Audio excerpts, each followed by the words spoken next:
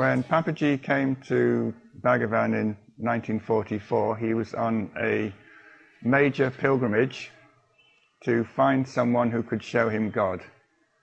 This was an ecstatic, visionary Bhakta who had fallen in love with Krishna as a 7-year-old boy. Throughout his life, Krishna had been appearing to him, but he couldn't control how often Krishna would come. When Krishna came, he would be very ecstatic, and when Krishna went away, he'd be a little bit depressed. He'd lost the darshan of the form. So what he was looking for was someone who had the capacity to enable him to see Krishna all the time. So his standard question to all the gurus he went to was, "Can you show me God?" And he rolled up at Ramana ashram. I should say that Bhagavan himself had manifested outside Papaji's house in the Punjab a few weeks before in the form of a sadhu. And Papaji had asked his usual question, "Do you know anybody who can show me God?" And this sadhu had said, "Go to Tiruvannamalai, go and see this man Ramakrishna Maharshi, maybe he can help you." So Papaji took down directions, took a job in South India so he could have access to Tiruvannamalai, came a couple of weeks early so he could meet Bhagavan before he started work, and then he arrived, and you can imagine him being somewhat disgusted when he sees sitting on the sofa the same man who had knocked on his door up in the Punjab a few weeks before. He thought, this man's cheating me, he's just drumming up business for himself. If he really could show me God, he could have done it in the Punjab. Why did he make me run down here? So all these thoughts were going through his head, and he was actually loading up his bags back on the cart which had brought him from the train station. He said, "I'm not even going in to see this man." Then an old devotee called Framji, he said, what are you up to? You've only just arrived. Why are you leaving? So he told this story of how this sadhu had banged on his door and sent him to Tiruvannamalai, and he said, then this man rushed ahead of me, jumped on this sofa, now he's in there waiting for me to come in.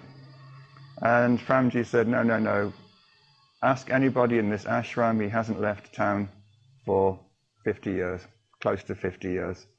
So Papaji thought, well, something interesting going on here, I'll at least go in and find out what's happening. So he went in, and out of the usual time, Bhagavan rested from 12 till 2, and he just walked in not knowing this. The attendant tried to shoo him out, but Bhagavan could see that this was a man who was on fire for God, so he waived the usual rules, let him in, and Papaji said, "Are you the man who knocked on my door in the Punjab a month ago?" And Bhagavan just kept quiet. He never got an answer on that one. And then Papaji said, "Can you show me God?" And Bhagavan said, "God is not an object that can be seen. God is the seer." So this for a Krishna Bhakta was a very unsatisfactory answer. What Bhagavan was saying was, don't waste your time looking for phenomena which you can perceive, because you yourself are the God that you want to look for. Now Papaji said, I would have just dismissed him as just another in a long string of fake swamis who'd given me bad advice in the previous year or two, except, he said, in that moment when he said, you yourself are God, God is the seer, he still actually had an experience of what he was talking about. There was a power in that statement, there was a power in that presence that enabled Papaji to have this experience of the heart, to have an experience of going back into the heart and experiencing firsthand what Bhagavan was telling him. However, his Krishna conditioning was still quite severe. He wasn't willing to give up his addiction to the form, so he didn't bother to stay in the ashram. He went off to somewhere near Adinamalai, that's on the other side of the hill. He said he found a nice little place where, he said, I meditated for close to 2 weeks on Krishna. Krishna appeared, I played on the mountain with him, we had lots of fun, we had a great time together. And then I thought, it's time to go back to Chennai, Madras in those days, I've got this job to do. But I'll just say goodbye to that nice old man on the sofa. He gave me a very good experience. Plus, he was feeling in a very boastful mood. He thought, I know for a fact that I've been seeing Krishna for 2 weeks. I bet that man on the sofa hasn't seen him once.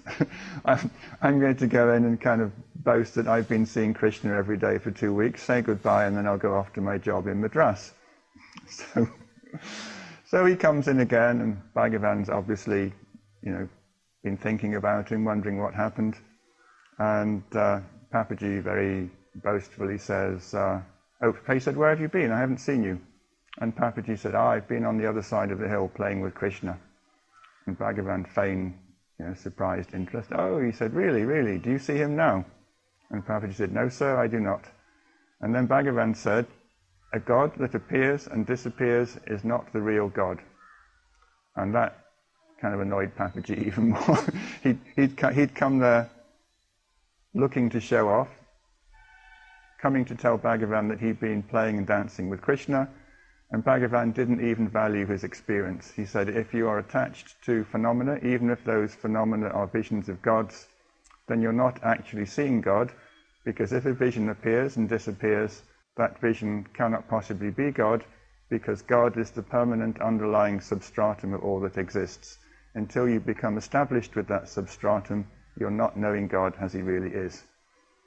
Now, this is a long story. He went back to Chennai.